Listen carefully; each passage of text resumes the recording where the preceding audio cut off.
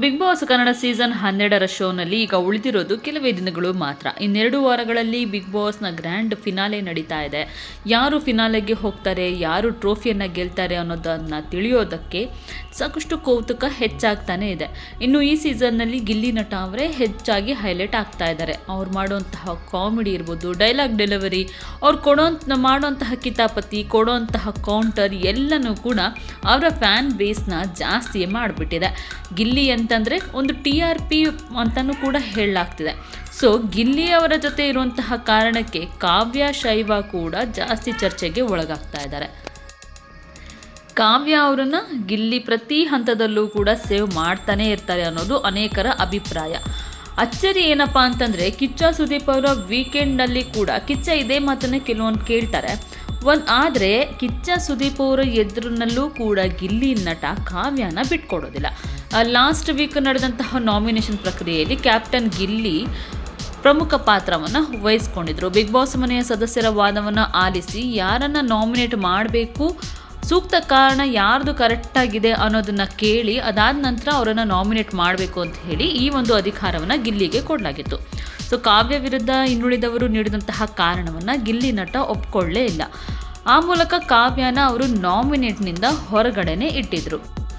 ಗಿಲ್ಲಿ ಮಾಡ್ತಾ ಇರೋದು ಸರಿ ಇಲ್ಲ, ಪಕ್ಷಪಾತ ಮಾಡ್ತಾ ಇದ್ದಾರೆ ಅಂತ ಹೇಳಿ ಮನೆಯ ಇತರ ಸ್ಪರ್ಧಿಗಳು ಕೂಡ ಆರೋಪವನ್ನು ಮಾಡಿದರು. ಇದನ್ನೇ ವೀಕೆಂಡ್ ಸಂಚಿಕೆಯಲ್ಲೂ ಕೂಡ ಕಿಚ್ಚ ಸುದೀಪ್ ಅವರು ಪ್ರಶ್ನೆಯನ್ನು ಮಾಡಿದರು. ಆಗಲೂ ಕೂಡ ಗಿಲ್ಲಿ ನಡೆ ಹಾಗೇನೇ ಇತ್ತು. ಕಾವ್ಯನ ನಾಮಿನೇಟ್ ಮಾಡಲು ಕೆಲವೊಂದು ಸೂಕ್ತ ಕಾರಣ ಕೊಡುವಂತೆ ಕಿಚ್ಚ ಸುದೀಪ್ ಗಿಲ್ಲಿಯವರಿಗೆ ಹೇಳಿದರು. ಆಗ ಗಿಲ್ಲಿ ಯಾವುದೇ ರೀತಿಯ ಕಾರಣಗಳನ್ನು ಕೂಡ ಕೊಡದೆ ಸೈಲೆಂಟಾಗಿ ಹೋಗಿದ್ರು.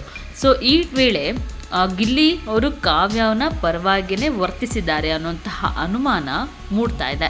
ಗಿಲ್ಲಿಗೆ ಕಾವ್ಯ ವಿರುದ್ಧ ಹೇಳೋದಕ್ಕೆ ಕಾರಣಗಳೇನೇ ಇಲ್ಲವೇ ಇಲ್ಲ ಅಂತ ಒಪ್ಪೋದಕ್ಕೆ ಸಾಧ್ಯನೇ ಇಲ್ಲ. ಯಾಕಂದರೆ ಈ ಮೊದಲು ಕಾವ್ಯ ಅವರ ಪೋಷಕರ ಜೊತೆ ಸೇರಿ ಬಿಗ್ ಬಾಸ್ ಮನೆ ನಿಯಮಗಳನ್ನ ಉಲ್ಲಂಘನೆ ಮಾಡಿದ್ದನ್ನು ಇತರರು ಕಾರಣವಾಗಿ ಕೊಡ್ಬೋದಾಗಿತ್ತು ಅಂತ ಗಿಲ್ಲಿ ಒಬ್ಬರೇ ಊಹಿಸಿದ್ರು ಅಷ್ಟೇ. ಸೊ ಅದನ್ನು ಹೊರತುಪಡಿಸಿ ಬೇರೆ ಯಾವುದೇ ಕಾರಣಗಳನ್ನ ಕೊಟ್ಟು ಸುದೀಪ್ ಅವರನ್ನು ಬೇರೆ ಯಾವುದಾದ್ರೂ ಕಾರಣಗಳನ್ನ ಕೊಡಿ, ಅದಕ್ಕೆ ಮಾಡಿದಂತಹ ತಪ್ಪಿಗೆ ಬಿಗ್ ಬಾಸ್ ಏನು ಕೊಟ್ಟಿತ್ತು ಆ ಶಿಕ್ಷೆ ಕೊಟ್ಟಿದ್ದಾರೆ. ಸೊ ಅದನ್ನ ಬಿಟ್ಟು ಬೇರೆ ಏನಾದರೂ ರೀಸನ್ಸ್ನ ಕೊಡಿ ಅಂತ ಹೇಳಿದಾಗ ಸ್ವತಃ ಗಿಲ್ಲಿ ಯಾವುದೇ ರೀತಿಯಿಂದನೂ ಕೂಡ ಮಾತಾಡದೆ ಸೈಲೆಂಟ್ ಆಗೋಗಿದ್ದು. ಒಂದು ವೇಳೆ ಗಿಲ್ಲಿ ಏನಾದರೂ ಸುದೀಪ್ ಅವರ ಮುಂದೆ ಯಾವುದಾದ್ರೂ ಒಂದು ರೀಸನ್ನ ಕೊಟ್ಬಿಟ್ಟಿದ್ರೆ, ಅಂದರೆ ಅವರು ಮನೆಯವರು ಬಂದು ರೂಲ್ಸ್ ಬ್ರೇಕ್ ಮಾಡಿದ್ದನ್ನು ಬಿಟ್ಟು ಬೇರೆ ಯಾವುದೇ ರೀಸನ್ ಕೊಟ್ಟಿದ್ರು ಕೂಡ ನೆಕ್ಸ್ಟ್ ವೀಕಲ್ಲಿ ಅದೇ ರೀಸನ್ನೇ ಇತರ ಮನೆಯ ಸದಸ್ಯರು ಕೂಡ ಕೊಟ್ಟು ಕಾವ್ಯರನ್ನು ನಾಮಿನೇಟ್ ಮಾಡುವಂತಹ ಚಾನ್ಸ್ ತುಂಬಾ ಇತ್ತು. ಇದಕ್ಕಾಗಿ ಗಿಲ್ಲಿ ಎಲ್ಲೂ ಕೂಡ ಮಾತಾಡಲಿಲ್ಲ, ಗಿಲ್ಲಿ ಸೈಲೆಂಟಾಗೇ ಕುತ್ಕೊಂಡಿದ್ರು. ಸೊ ಇದು ಕೂಡ ಗಿಲ್ಲಿ ಕಾವ್ಯನನ್ನು ಉಳಿಸೋದಕ್ಕೆ ಒಂದು ಸ್ಟ್ರಾಟರ್ಜಿ ಮಾಡಿದ್ರಾ ಅಂತ ಹೇಳಿ ಅನುಮಾನವನ್ನು ಮೂಡಿಸ್ತಾ ಇದೆ.